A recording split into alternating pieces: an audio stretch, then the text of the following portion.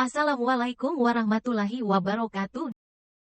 Di sini saya akan menjelaskan tentang eksplorasi sistem cerdas dengan penerapan teknologi kecerdasan buatan dalam analisis risiko, perdagangan, manajemen portofolio, dan kepatuhan di sektor keuangan. Latar belakang, era digital telah membawa perubahan revolusioner dalam dunia ekonomi. Dengan teknologi menjadi tulang punggung kegiatan bisnis modern. Salah satu teknologi yang mendorong transformasi ini adalah kecerdasan buatan, AI, yang menawarkan kemampuan untuk menganalisis data besar secara cepat dan akurat. Dalam konteks ekonomi, AI telah menjanjikan potensi besar untuk meningkatkan efisiensi, produktivitas, dan kualitas pengambilan keputusan di berbagai sektor, termasuk keuangan. Namun, sementara AI menawarkan peluang yang luar biasa, tantangan seperti keterbatasan data, bias algoritma, dan keamanan data juga perlu diperhatikan dalam penerapannya. Rumusan masalah, identifikasi tantangan dan peluang dalam menerapkan teknologi kecerdasan buatan dalam ekonomi.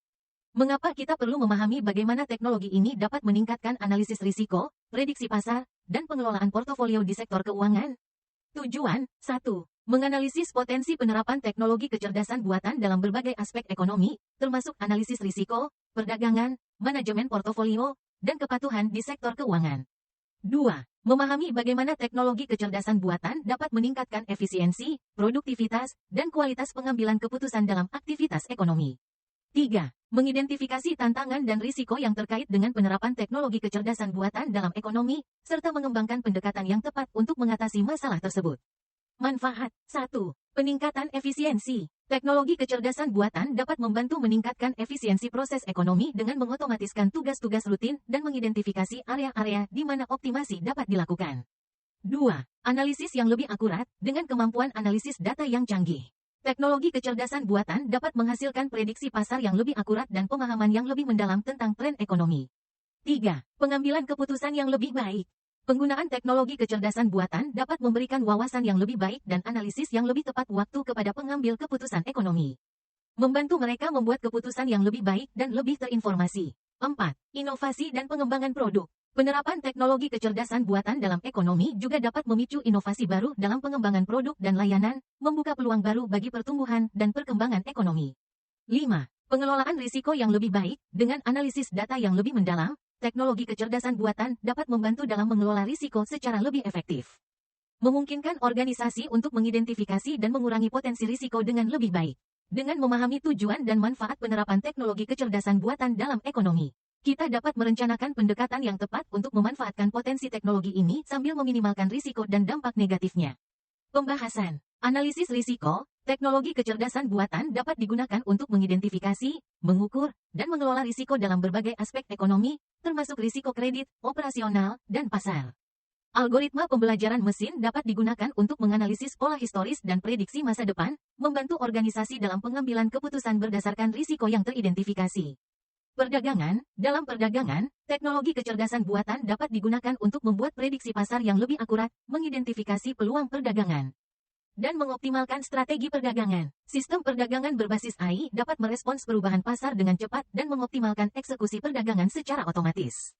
Manajemen portofolio. Dalam manajemen portofolio, teknologi kecerdasan buatan dapat digunakan untuk analisis portofolio yang lebih mendalam, pemodelan risiko, dan pengelolaan aset secara dinamis.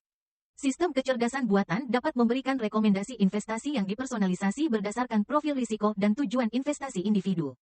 Kepatuhan di sektor keuangan. Teknologi kecerdasan buatan dapat digunakan untuk meningkatkan kepatuhan terhadap regulasi keuangan dengan menganalisis data transaksi secara otomatis dan mendeteksi potensi kegiatan ilegal atau pelanggaran kebijakan. Sistem kecerdasan buatan dapat membantu organisasi untuk mematuhi peraturan dan standar kepatuhan dengan lebih efisien dan efektif. Penerapan teknologi kecerdasan buatan dalam ekonomi memberikan potensi untuk meningkatkan efisiensi, kualitas pengambilan keputusan, dan inovasi dalam berbagai aspek kegiatan ekonomi. Dengan menggunakan algoritma pembelajaran mesin dan analisis data yang canggih, kita dapat memanfaatkan potensi teknologi ini untuk mencapai tujuan ekonomi yang lebih baik secara keseluruhan. Kesimpulan, berdasarkan diskusi sebelumnya, dapat ditarik kesimpulan bahwa penerapan teknologi kecerdasan buatan dalam masalah ekonomi menawarkan potensi besar untuk meningkatkan efisiensi, produktivitas, dan pengambilan keputusan dalam berbagai aspek kegiatan ekonomi. Dengan menggunakan algoritma pembelajaran mesin dan analisis data yang canggih, kita dapat mengidentifikasi pola-pola kompleks dalam data ekonomi, membuat prediksi yang lebih akurat tentang tren pasar, dan mengembangkan solusi inovatif untuk tantangan ekonomi yang kompleks.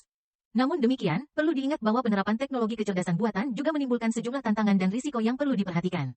Dari keterbatasan data hingga potensi bias algoritma dan masalah keamanan data, ada banyak faktor yang harus dipertimbangkan dalam merancang dan menerapkan solusi kecerdasan buatan dalam konteks ekonomi.